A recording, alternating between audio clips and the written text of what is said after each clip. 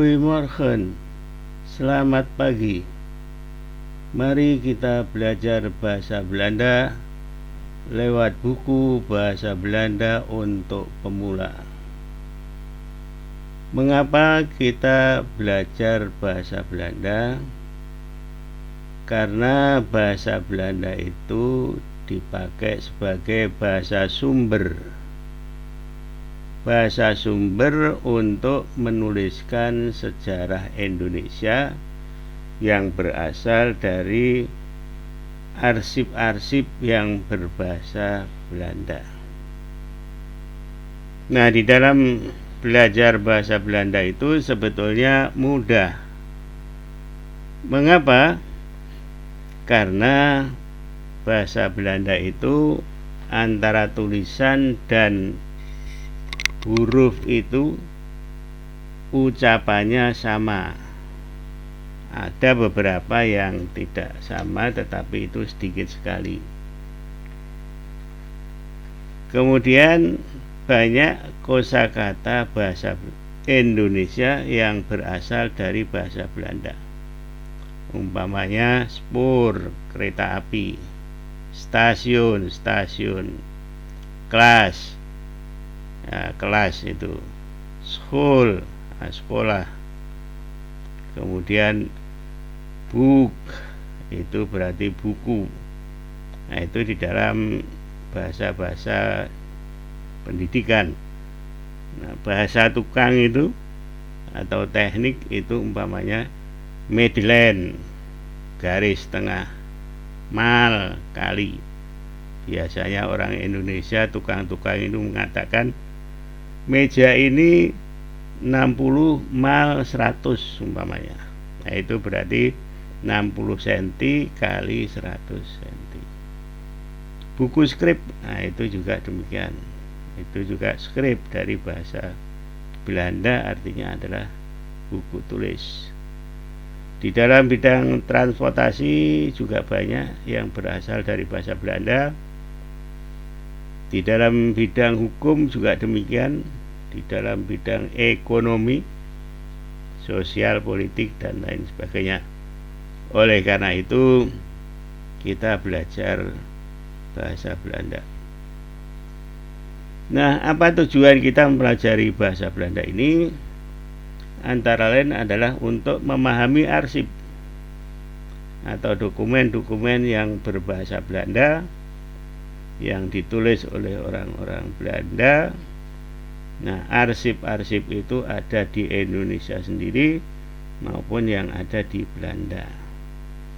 Nah, arsip-arsip itu berkenaan dengan umpamanya sejarah Indonesia. Sejarah Islam termasuk di situ. Kemudian sejarah ekonomi, tentang hukum, sosial, transportasi, dan lain sebagainya.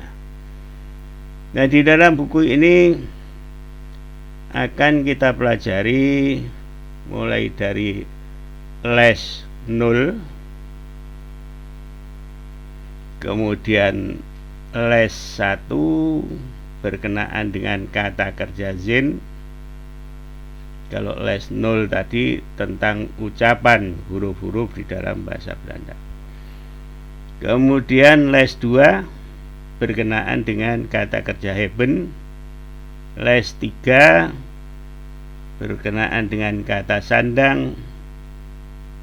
Les 4 tentang kata benda dengan bentuk jamak, yaitu ditambah dengan en dan s.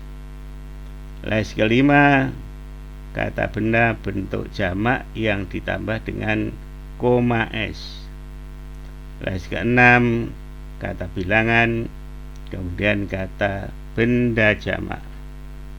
Les 7 tentang kata ganti orang, subjek dan objek.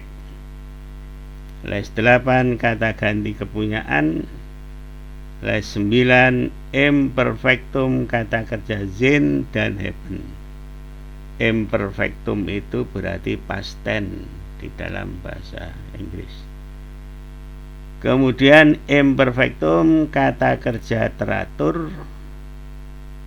Les 11 beberapa kata depan, les 12 kata ganti penunjuk, kata sifat, les 13 berkenaan dengan kata ganti penunjuk plus kata depan, les 14 kata bilangan tingkat atau kata bilangan bertingkat, ke-1, ke-2, dan lain sebagainya itu. Les ke-15 tentang imperfectum atau past tense, kata kerja tidak teratur.